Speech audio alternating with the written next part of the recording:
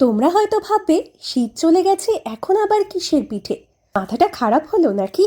ধুর বাবা, শীত চলে গেছে তো কি হয়েছে, তাই বলে সাজের পিঠে খাবো না তা আবার হয় নাকি? সব পিঠে যেমন তেমন, তবে এই পিঠেটা আমার কাছে খুবই পছন্দের। আমাদের বাড়িতে কিভাবে এই সাজের পিঠে হয় চলো তোমাদের দেখাই। প্রথমেই পিঠের ব্যাটারটা বানিয়ে নিতে হবে। এরপর একটা মাটির সরা, সেটা তোমরা উনুনেও বসাতে পারো, আবার গ্যাসেও বসাতে পারো।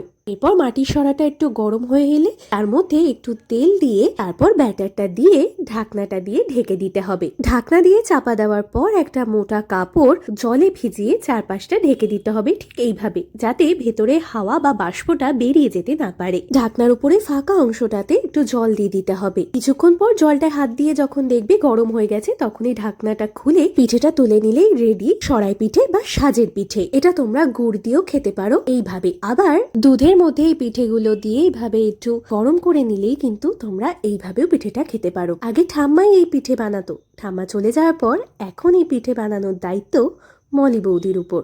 তোমরা কিভাবে এই পিঠেটা খাও অবশ্যই জানিও।